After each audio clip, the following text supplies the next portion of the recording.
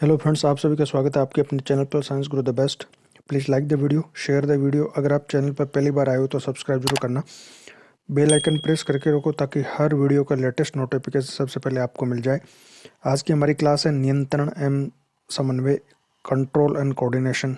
ये second class है। इससे पहले मैं इसी टॉपिक पर एक और क्लास बना चुका हूँ जिसका लिंक आपको डिस्क्रिप्शन में मिल जाएगा। वहाँ से आप वो वीडियो भी देख सकते हैं। ये क्लास हम MCQ क्वेश्चंस के थ्रू करेंगे, जिसमें हम मोस्ट इम्पोर्टेंट MCQ क्वेश्चंस लेके आए हूँ। प्लांट और एनिमल्स दोनों से के कंट्रोल कोऑर्डिनेशन पे क्वेश्चंस है, और साथ साथ में हम टॉपिक्स भी कवर करते हुए चलेंगे। जो भी टॉपिक आएंगे वो ये क्लास सबसे इम्पोर्टेंट होने वाली है रीट लेवल 2 साइंस मैथ के लिए, रीट लेवल 1 के लिए, CET एग्जाम्स के लिए, RPSC, EO, MO, RS, high court, LD, CLD, video, RRB, NTPC, इन सभी कम्पिटेटिव एग्जाम्स के लिए। क्लास की PDF का लिंक डिस्क्रिप्शन में, आप वहाँ से PDF भी ले सकते हैं। तो चलो शुरू करते हैं आज की क्लास। सबसे पहला क्वेश्चन है, ऑक्सिन है, इनमें से ऑक्सिन क्या है?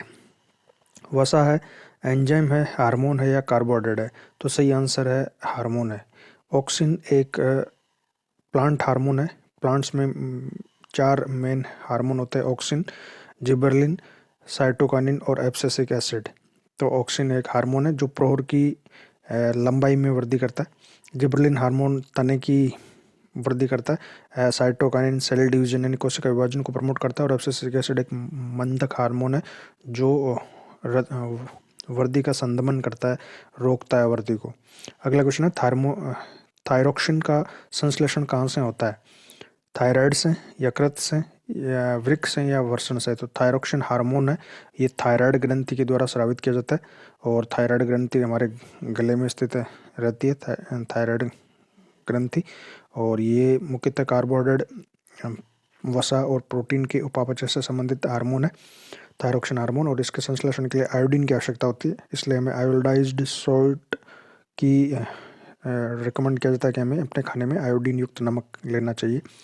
अगला क्वेश्चन है कि दो तंत्रिका कोशिकाओं के मध्य खाली स्थान को क्या कहते हैं? द्रुमिका, स्नेप्स या एक्सॉन? तो ये डायग्राम में आप देखो, यहाँ पर दो तंत्रिका कोशिकाएं, जहाँ से एक तंत्रिका कोशिका खत्म होती है अगली तंत्रिका कोशिका शुरू होती है, यानी एक तंत्रिका कोशिका का एक्सॉन जहाँ खत्म हो जाता है, एक्सॉन एंडिंग, तंत्रिका के अंत से लेकर नेक्स्ट तंत्रिका का जो फर्स्ट पार्ट या जो प्रवर्ध जो निकले हुए है, यानी ये डेंड्राइट्स, इनके बीच की जो खाली जगह है इसको कहते हैं सिनेप्स। तो सही आंसर यहाँ पर हो जाएगा सिनेप्स। तो ये सिनेप्स है, सही आंसर यहाँ पर हो गया सिनेप्स। अगला क्वेश्चन है, कौन सी नलिका विहीन ग्रंथियाँ हैं? तो देखो, नलिका युक्त और नलिका विहीन दो प्रकार की ग्रंथियाँ होती है। जो नलिका युक्त ग्रंथियाँ होती है उनको हम बहिस्रावी ग्रंथियाँ कहते हैं, एक्सोक्राइन।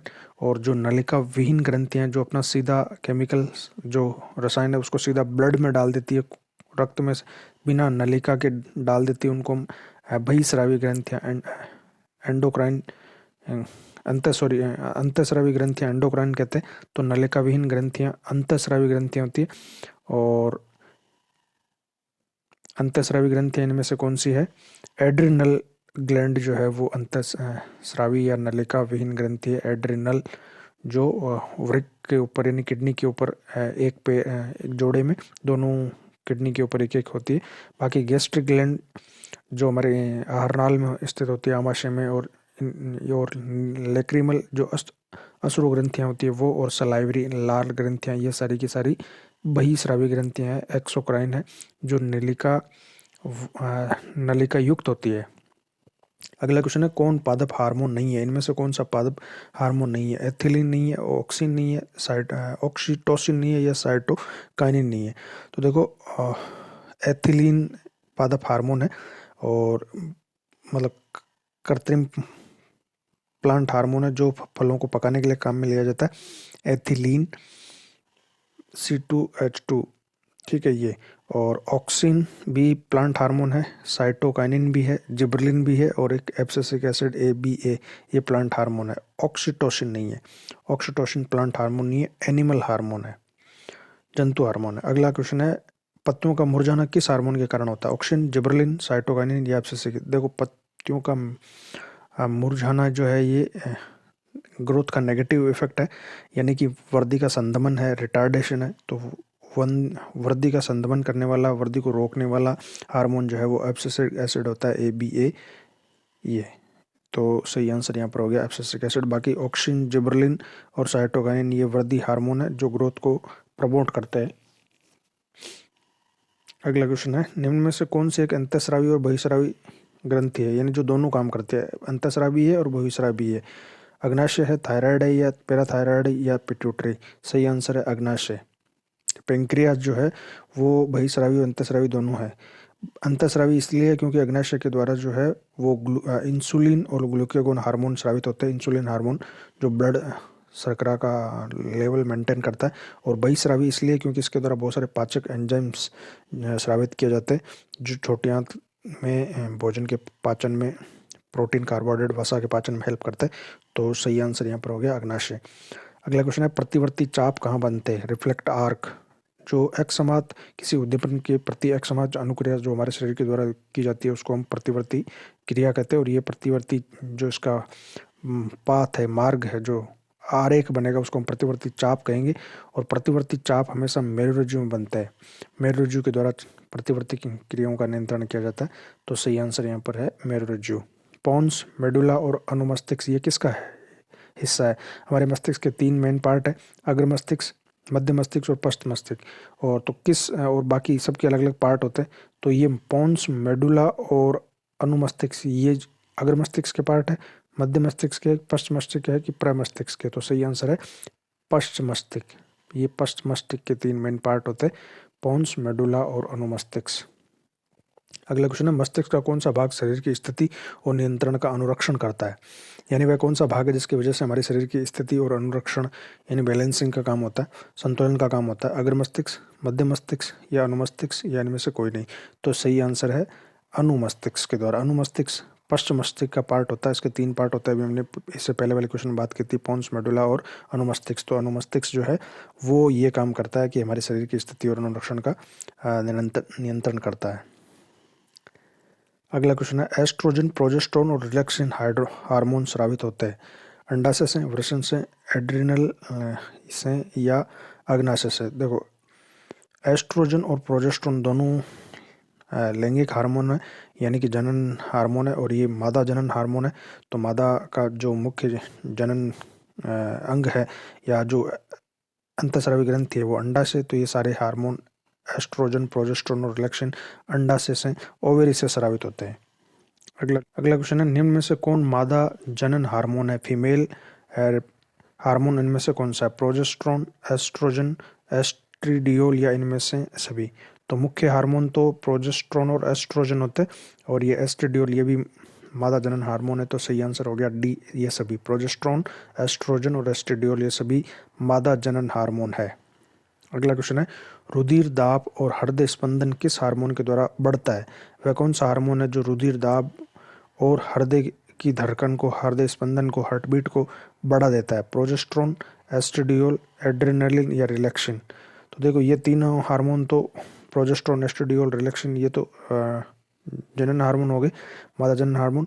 एड्रेनालिन एड्रिनल ग्लैंड के द्वारा, अधिवृक्क ग्रंथि जो किडनी के ऊपर होती है उसके द्वारा एड्रेनालिन और नॉर एड्रेनालिन 2 हार्मोन स्रावित किए जाते हैं जो हमारे शरीर को आपात परिस्थितियों के लिए तैयार करते हैं। ट्रिपल एफ हार्मोन को कहा जाता है फियर, फाइट और फ्लाइट, लड़ो, भागो। ये वाला हार्मोन जो है वो एड्रेनालिन हार्मोन है। तो ये आपात परिस्थितियों के लिए शरीर को तैयार करता है। रुधिर दाब बढ़ाना, हृदय की धड़कन को बढ़ा देना, ये इसके काम है एड्रेनालिन के। अगला क्वेश्चन है, तंत्रिका कोशिका से निकली छोटी छोटी धागे जैसी संरचनाओं को क्या कहते हैं। तंत्रिका से जो छोटी छोटी धागे नुमा संरचनाएं निकलती हैं उनको हम क्या कहते हैं, डेंड्राइट, द्रुमाश, स्नेप्स या रेनवियर नोड या एक्सोन। सही आंसर है डेंड्राइट। तंत्रिका कोशिका से जो बहुत सारी ऐसे धागे धुगे नुमा संरचना निकली रहती है, इन संरचनाओं को हम डेंड्राइट या द्रुमाशय कहते हैं। ये सेल बॉडी होती है कोशिका का। और ये एक जो लंबा डेंड्राइट निकलता है इसको हम एक्सोन कहते हैं। तो इसका सही आंसर हो गया डेंड्राइट।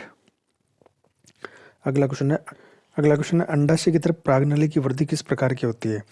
फूलों में, प्लांट में जो फ्लावर में अंडाशय की तरफ जो परागकणों की जो वृद्धि होती है वो किस प्रकार से होती है। वर्तन या प्रकाशानुवर्तन या जनानुवर्तन या रसायन करता है। तो सही आंसर यहाँ पर है रसायनु अनुवर्तन। ये वो रसायन की वजह से मोटिवेटेड है, इन रसायन की तरफ वो गति होती है, क्योंकि ओवेरी, ये ओवेरी है इस तरह से, ये वर्तिका है और ये वर्तिकाग्र है। जो यहाँ से परागकण है वो यहाँ तक लैंड होते, निषेचन परागण हो गया, यहाँ पर ये उगेगा, यानी एक ट्यूब बनेगी, ये ट्यूब ओवेरी की तरफ जाएगी। तो इसका कारण क्या है? रसायन ओवेरी, क्योंकि ओवेरी के द्वारा जो रसायन स्रावित होते हैं उसकी वजह से ये ओवेरी की तरफ गति करते हैं। अंडाशय की और परागनली की वृद्धि रसायनु अनुवर्ती होती है, क्योंकि अंडाशय के द्वारा स्रावित रसायन परागनली की वृद्धि को प्रेरित करते हैं। अगला क्वेश्चन है मटर के प्रतान आधार या सारे से लिपट जाते हैं, ये किसका उदाहरण है? अनुकंचन गतियों का, रसायनुवर्तन का, या स्पर्शावर्तन का, या प्रकाशानुवर्तन का। देखो मटर के जो प्रतान होता है, टेंड्रिल जो होते हैं मटर के पौधे में से पतले पतले धागे से होते हैं, वो किसी छड़ी या लकड़ी या किसी दीवार के सारे से ऊपर की तरफ चढ़ जाते हैं। तो ये स्पर्शानुवर्तन करती है, यानी स्पर्श यहाँ पर जो है वो इनको मोटिवेट करता है, स्पर्श की वजह से ये जो है ऊपर की तरफ बढ़ते हैं। अगला क्वेश्चन, निम्न में से कौन सी अंतःस्रावी ग्रंथि जोड़े में नहीं होती? इनमें से कौन सी ग्रंथि है जो जोड़े में नहीं होती, यानी पेयर में नहीं होती? अधिवृक्क, वृषण, पिट्यूटरी और अंडाशय। तो देखो वृषण टेस्टिस नर में होते हैं, 2 होते पेयर में, जोड़े में होते। अधिवृक्क दोनों किडनी के ऊपर होती है, तो ये भी 2 होती है और ये भी जोड़े में होगी। और अंडाशय ये भी मादा में मुख्य जननांग है, ये भी 2 पेयर में होते हैं, यानी एक पेयर में होते, 2 होते। तो पिट्यूटरी केवल एक ही होती है, मस्तिष्क में स्थित होती है पिट्यूटरी या पीयूष ग्रंथि। तो ये सही आंसर यहाँ पर हो गया सी। अगला क्वेश्चन है, छुरी मुई mimosa pudica touch me note plant की पत्तियां छूने से लटक जाती है, क्यों? जब हम छूते हैं तो इनकी पत्तियां मुरझा जाती है, लटक जाती है, इसका कारण क्या है? पत्ती की उत्तक की क्षय होती है, या पौधे में स्नायु तंत्र होता है इसलिए, या पत्तियां कोमल होती है इसलिए, या पर्ण आधार पर स्फीति दाब बदल जाता है? सही आंसर है पर्ण आधार पर स्फीति दाब बदल जाता है। जैसे हम टच करते हैं लीप्स को तो उनके अंदर का जो जल है वो निकल जाता है, और स्फीति जो दाब है, इनका जो ट्रिगर प्रेशर है वो बदल जाता है पर्ण आधार में लीफ के बेस पे, इसलिए ये होता है। तो सही आंसर यहाँ पर डी हो गया। अगला है, पत्तियों का मुरझाना किसके प्रभाव से होता है? तो पत्तियों का मुरझाना, पत्तियों का झड़ना, ये वृद्धि हार्मोन नहीं बल्कि वृद्धि का रिटार्डिंग है, यानी मंदन है। तो मंदन हार्मोन जो है वो एब्सिसिक एसिड है, ABA, इसकी वजह से पत्तियों का विलगन या मुरझाना होता है। तो सही आंसर यहाँ पर हो गया एब्सिसिक एसिड। अगला क्वेश्चन है, फल और बीजों में निम्न में से किस हार्मोन की सांद्रता अधिक होती है?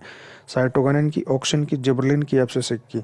सही आंसर है साइटोकाइनिन, क्योंकि फल और बीजों में सेल डिवीजन बहुत फास्ट होता है, बार बार इनको कोशिका विभाजन की आवश्यकता पड़ती है, इसलिए कोशिका विभाजन को प्रेरित करने वाला हार्मोन साइटोकाइनिन की सांद्रता इनमें सबसे अधिक होती है। फल और बीजों में साइटोकाइनिन नामक हार्मोन की सांद्रता अधिक होती है।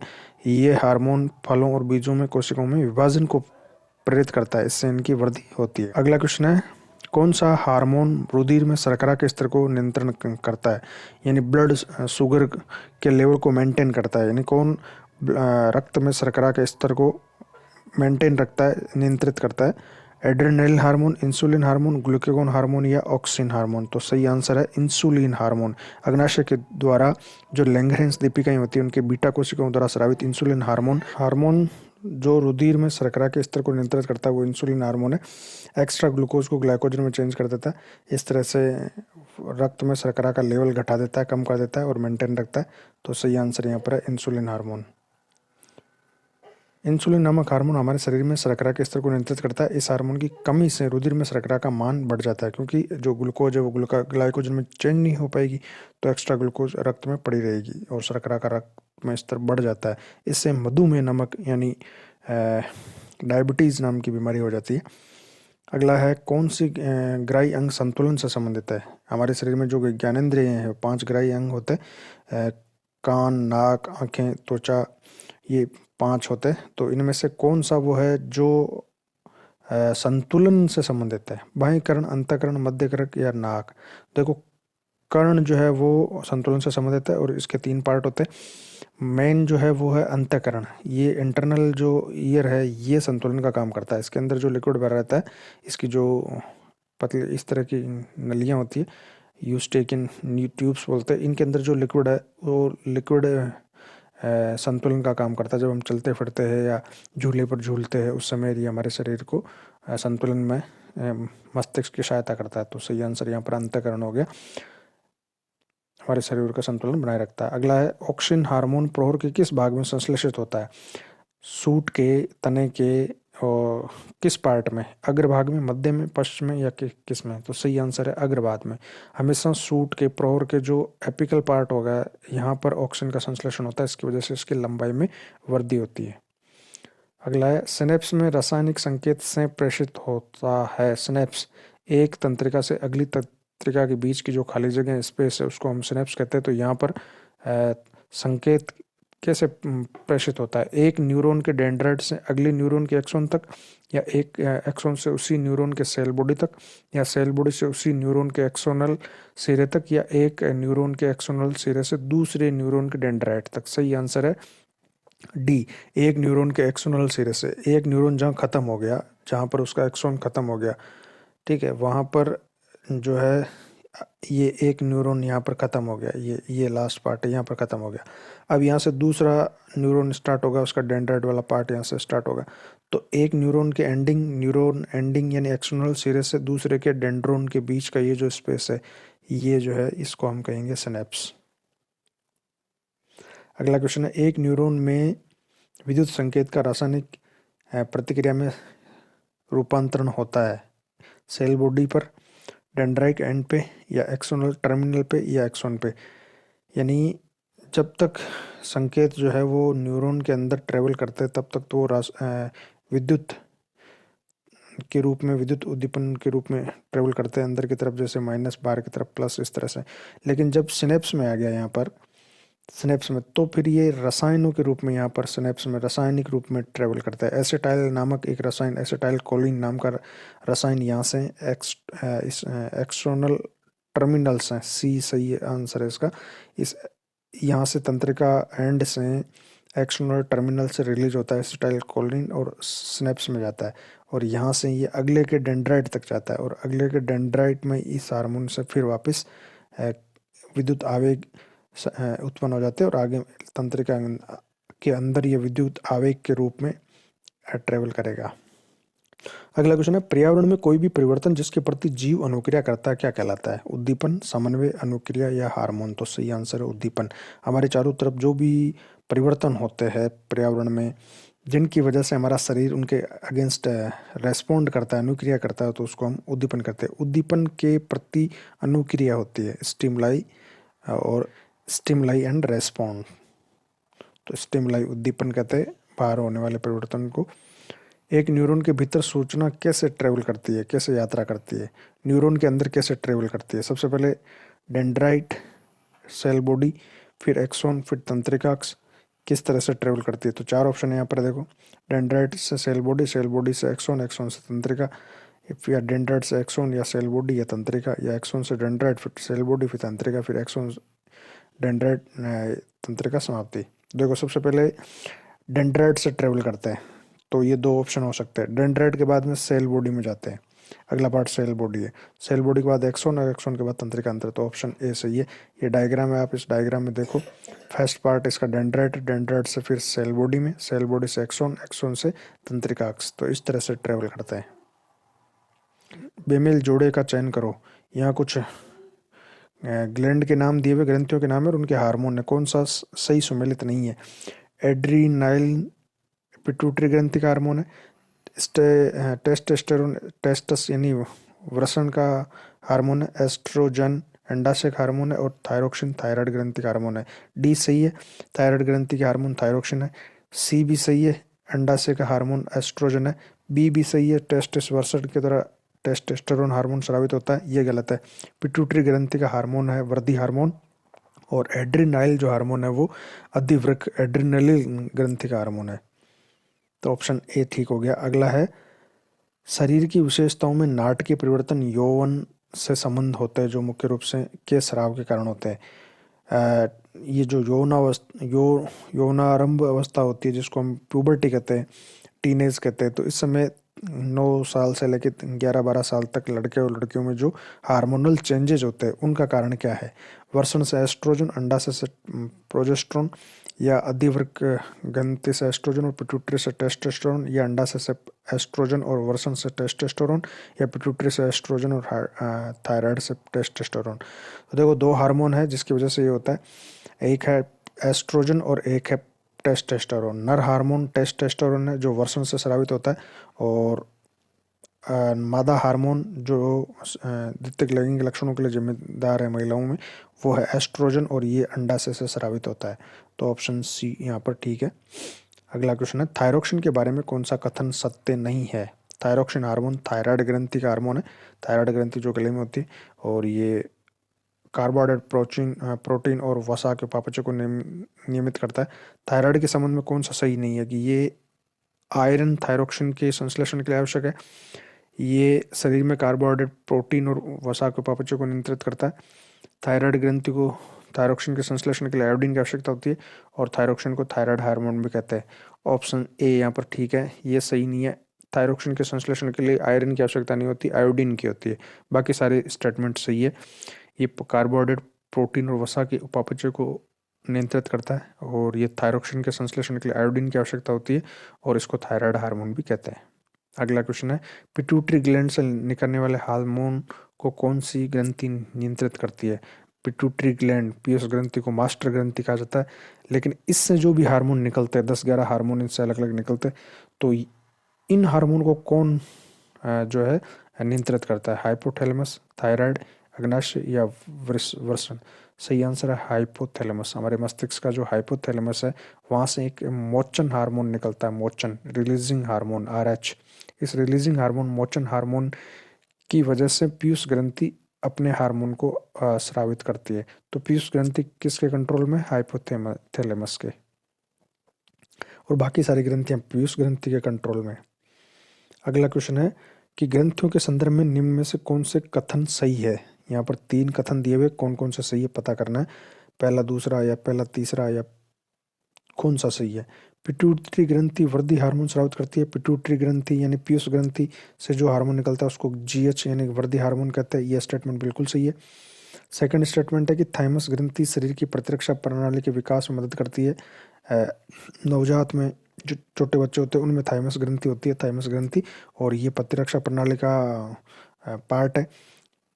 जो लिम्फोसाइट्स होते हैं, वाइट ब्लड सेल्स होते हैं, उनको ट्रेन करने का या एंटीबॉडी निर्माण में मदद करती है। और वर्षण नर लिंग अंगों और नर गुणों के विकास के लिए नियंत्रित करने में मदद करता है। तो तीसरा भी सही है, दूसरा भी सही है, पहला सही है, सारे स्टेटमेंट यहाँ पर सही है। तो ऑप्शन डी हो जाएगा, सभी सही है। कौन सी ग्रंथि रक्त में कैल्शियम के स्तर को कम कर देती है? यानी वह कौन सी ग्रंथि है जो कैल्शियम के स्तर को कम करती है? पाइथायराइड, हाइपोथैलेमस, अधिवृक्क या थायराइड? सही आंसर है थायराइड। थायराइड रक्त के कैल्शियम स्तर को कम करने के लिए रिस्पॉन्सिबल है। अगला क्वेश्चन है, उस ग्रंथि का नाम बताओ जो द्रव्य संतुलन को विनियमित करने के लिए गुर्दे पर कार्य करती है। यानी कि जो गुर्दे पर कार्य करके द्रव्य संतुलन बना के रखती है। अग्नाशय, अधिवृक्क, पिट्यूटरी या हाइपोथैलेमस? सही आंसर है हाइपोथैलेमस। हाइपोथैलेमस वह ग्रंथि है जो द्रव्य संतुलन को रेगुलेट करने के लिए गुर्दे पर कार्य करती है। तो ऑप्शन डी ठीक है, हाइपोथैलेमस। अगला क्वेश्चन है, गाय और भैंस के थनों से दूध उतारने के लिए किस हार्मोन की सुई लगाई जाती है? यानी गाय थे भैंस के थनों में दूध उतारने के लिए इनमें से कौन से हार्मोन की इंजेक्शन सुई लगाकर दूध निकाला जाता है? सोमेटोट्रोपिन, ऑक्सीटोसिन, इंटरफेरोन या इंसुलिन? सही आंसर है ऑक्सीटोसिन। ऑक्सीटोसिन हार्मोन को इंजेक्शन की फॉर्म में हम गाय और भैंस के थनों में दूध उतारने के लिए काम में लेते हैं। सही ऑप्शन हो गया बी, ऑक्सीटोसिन।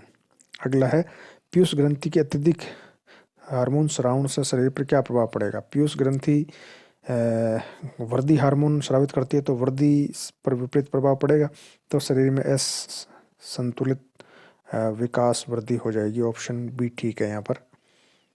अगला क्वेश्चन है, किसकी कुसंक्रिया के कारण यानी गलत रिएक्शन के कारण मानव शरीर में मिक्सडीमा होता है?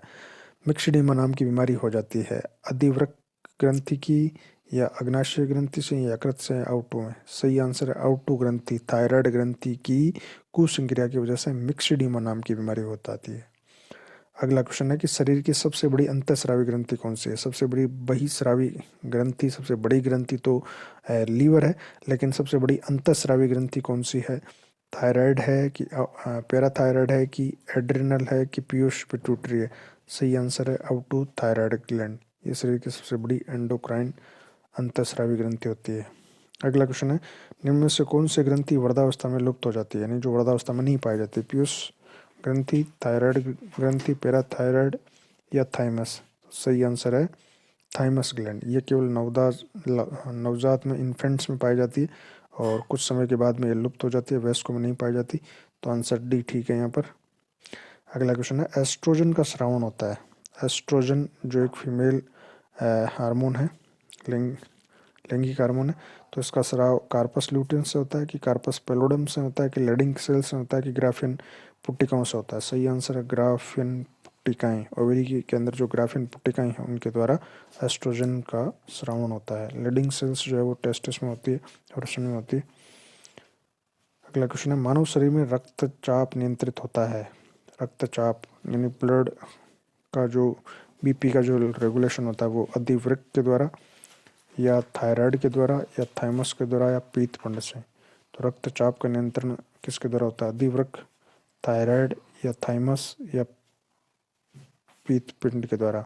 तो सही आंसर है अधिवृक्क के द्वारा। रक्तचाप का नियंत्रण जो है वो अधिवृक्क, एड्रेनालिन ग्लैंड्स के द्वारा होता है।